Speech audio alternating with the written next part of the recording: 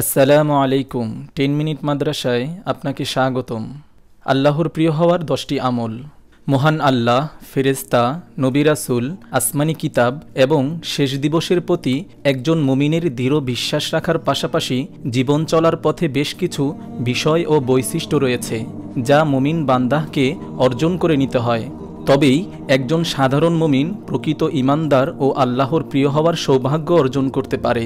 হাদিসের আলোকে এই ভিডিওতে আল্লাহর প্রিয় মুমিনের 10টি বৈশিষ্ট্য তুলে ধরা হলো।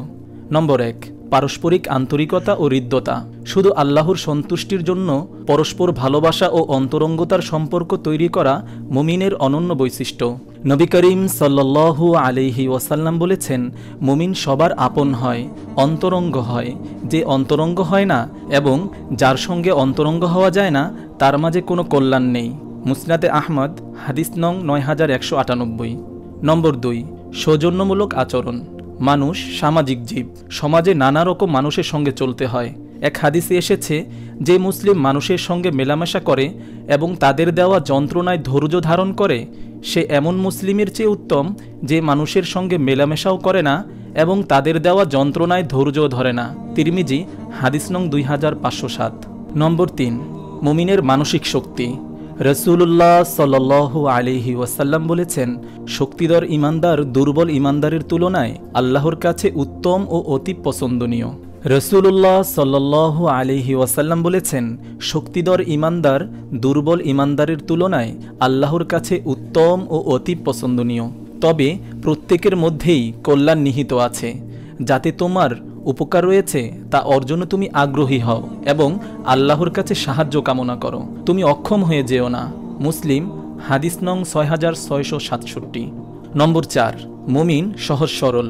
এক হাদিসে আল্লাহর রসুল সাল্লাল্লাহু আলাইহি ওয়াসাল্লাম মুমিনের চারিত্রিক বৈশিষ্ট্য এভাবে তুলে ধরেছেন, মুমিন ব্যক্তি চিন্তাশীল, গম্ভীর ও ভদ্র হয়ে থাকে, আর পাপিষ্ঠ ব্যক্তি প্রতারক, ধোঁকাবাজ, কৃপণ, নীচ ও অসভ্য হয়ে থাকে।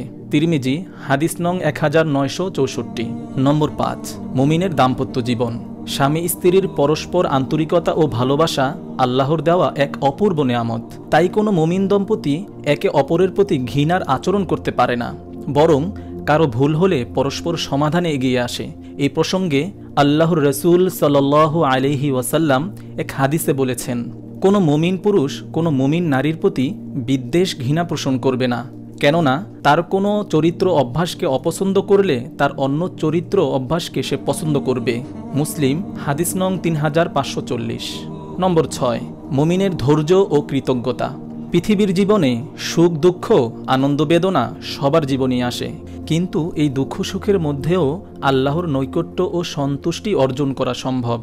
রাসূলুল্লাহ সাল্লাল্লাহু আলাইহি ওয়াসাল্লাম বলেছেন, মুমিনের অবস্থা বিস্ময়কর, সব কাজই তার জন্য কল্যাণকর। মুমিন ছাড়া অন্য কেউ এই বৈশিষ্ট্য লাভ করতে পারে না। তারা সুখ শান্তি লাভ করলে শুকর গুজার করে, আর অসচ্ছলতা বা দুঃখ মুসিবতে আক্রান্ত হলে ধৈর্য ধারণ করে। প্রত্যেকটাই তার জন্য কল্যাণকর। মুসলিম, হাদিস নং 7390। নম্বর 7, মুমিনের কোরআন তেলাওয়াত।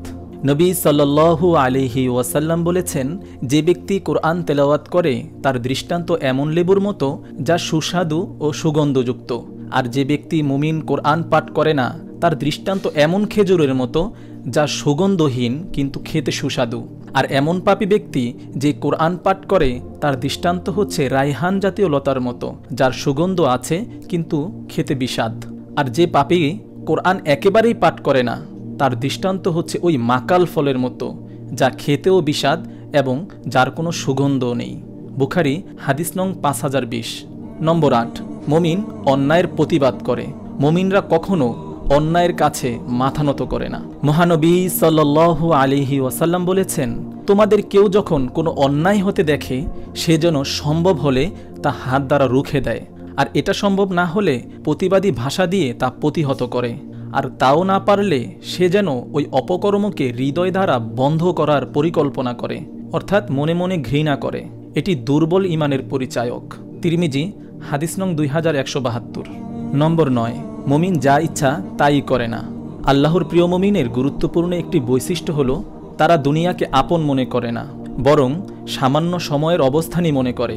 হাদিস শরীফে বর্ণিত হয়েছে, দুনিয়া মুমিনের জন্য কারাগার আর কাফিরের জন্য জান্নাত। মুসলিম, হাদিস নং 2956। নম্বর 10, মুমিন আল্লাহর সাক্ষাৎ পেতে উদ্গ্রীব থাকে।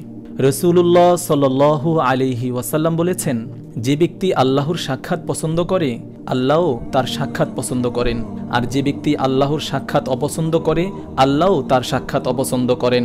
এ কথা শুনে আমি জিজ্ঞাসা করলাম, হে আল্লাহর নবী, মৃত্যুকে অপছন্দের কথা বলছেন? আমরা প্রত্যেকেই মৃত্যুকে অপছন্দ করি। রসুলুল্লাহ সাল্লাল্লাহু আলাইহি ওয়াসাল্লাম বলেন, সেটা নয়, বরং মৃত্যুর সময় যখন মুমিনকে আল্লাহর রহমত, সন্তুষ্টি ও জান্নাতের খোঁজখবর দেওয়া হয় তখন সে আল্লাহর সাক্ষাৎ পছন্দ করে, আল্লাহও তার সাক্ষাৎ পছন্দ করেন। আর কাফিরকে যখন মৃত্যুর সময় আল্লাহর আযাব, গজবের সুখবর দেওয়া হয় তখন সে আল্লাহর সাক্ষাৎ অপছন্দ করে, আল্লাহও তার সাক্ষাৎ অপছন্দ করেন। মুসলিম, হাদিস নং 2685। মহান আল্লাহ আমাদের প্রকৃত মুমিন হয়ে আল্লাহর প্রিয় হওয়ার তৌফিক দান করুন, আমিন।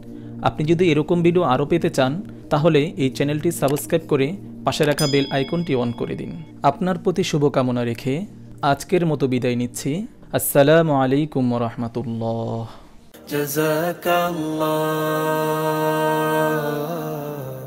জাযাকাল্লাহ।